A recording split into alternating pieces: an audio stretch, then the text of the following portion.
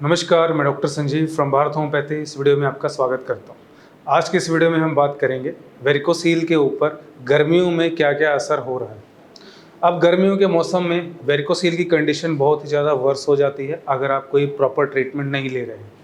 और इसका क्या कारण है कि गर्मियों की इसका असर इतना बुरा क्यों होता है, और इससे बचने के लिए आप ऐसी चीज़ें क्या कर सकते हैं जिससे कि आपका ट्रीटमेंट भी एक सक्सेसफुल हो और आप घर बैठे भी अच्छे से आराम पा सकें। तो शुरू करते हैं सबसे पहले वेरिकोसील की कंडीशन को समझने से। वेरिकोसील में जैसे कि वेन्स की डायलेशन हो जाती है, ब्लड की ब्लॉकेज होने लग जाती है, प्रॉपर सर्कुलेशन नहीं हो पाता है और गर्मियों में ये डायलेशन बढ़ती जाती है क्योंकि ये टेम्परेचर जो है ये आपके टेस्टिकल्स की वेन्स के लिए बहुत ही हार्मफुल होता है। अब बढ़ता हुआ टेम्परेचर आसपास हमें परेशान करता है और ये टेस्टिकल्स को उससे भी ज़्यादा परेशान करता है।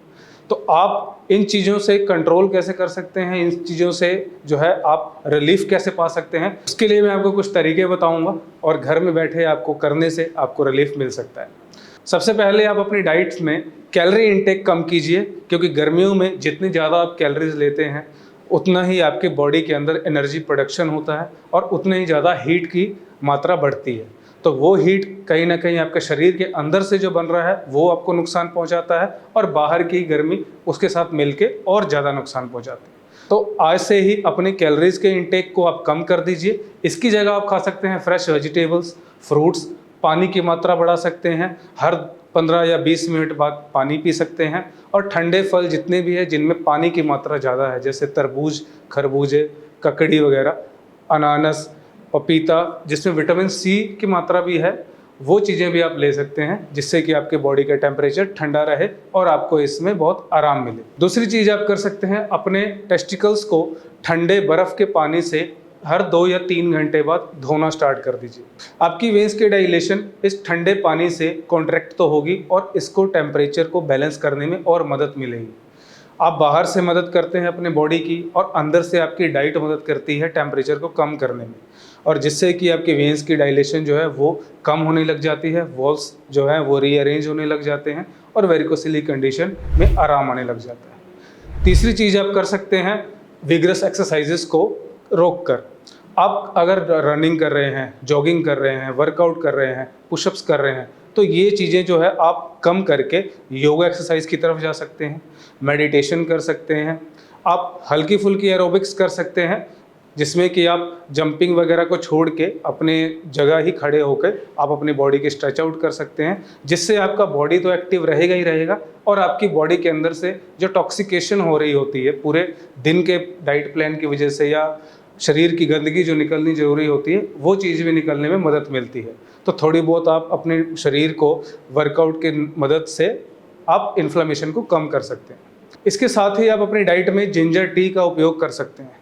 जिंजर टी को आप सुबह और शाम पी सकते हैं, जिसमें कि आपको अदरक मिलाना है, हनी मिलाना है, 1 या आधा चम्मच जीरा डाल के उसको पानी को उबाल के उसकी एक हर्बल टी बनाकर पीना स्टार्ट करना है। ये हर्बल टी आपको बहुत ही जल्दी इन्फ्लेमेशन को कम करने में मदद करेगी। इसमें वेरिकोसील के पेशेंट्स को काफ़ी आराम भी मिला है। फिर दर्द भी, अगर वेरिकोसील पेशेंट किसी को दर्द हो रहा है उसमें भी आराम देखने को मिलता है। सोने से पहले आप दूध में हल्दी डालकर पिएंगे तो आपकी इन्फ्लेमेशन बॉडी के अंदर से कम होगी, वेन्स को रिलीफ मिलेगा, आपकी इम्यूनिटी बढ़ेगी, आपकी बॉडी इससे और अच्छा रिस्पॉन्स करेगी, इम्यूनिटी आपकी बढ़ेगी, बूस्ट होगी और जिससे कि आपके वेरिकोसील कंडीशन में ब्लड फ्लो जो होना चाहिए वो बढ़ेगा और ऑक्सीजन की कैपेसिटी बढ़ेगी कैरी करने की, जिससे कि ब्लड जितना अच्छा फ्लो करेगा, ऑक्सीजन कैरी करेगा, आपका वहाँ पर फील्ड अब्जॉर्प्शन अच्छी होगी, वेन्स के अंदर से डायलेशन कम होने लग जाएगी और इन चीज़ों की मदद से आपका वेरिकोसील जो है उसमें बहुत ही ज़्यादा आराम देखने को मिलता है। आप किसी भी नशे की चीज़ अगर आदी हैं, जैसे शराब, सिगरेट, गुटखा, तंबाकू, इन चीज़ों को आप अगर आज ही अगर हटा देते हैं तो इससे भी आपके बॉडी के अंदर से इन्फ्लेमेशन कम होती है, आपकी ब्लड फ्लो बढ़ता है। कोई भी टॉक्सिक सब्सटेंस आपकी वेरिकोसील कंडीशन को बढ़ाता है, उसको कम कर देंगे तो आपकी वेरिकोसील की कंडीशन वहाँ पर ठीक होने लग जाती है। तो ये इस वीडियो में जितनी भी चीज़ें मैंने आपको बताई हैं आपको समझ आ गई होंगी और इन चीज़ों को आप फॉलो करेंगे तो आपको वेरिकोसील में बहुत ही आराम मिलेगा।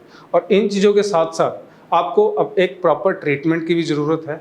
अगर आपका वेरिकोसील बहुत ही ज़्यादा स्टेज में चला गया है, क्योंकि ये चीज़ें आपको हेल्प तो कर सकती हैं, बट प्रॉपर क्योर होने के लिए एक होम्योपैथिक ट्रीटमेंट बहुत ही अच्छा ऑप्शन है। तो इस वीडियो में इतना ही। धन्यवाद।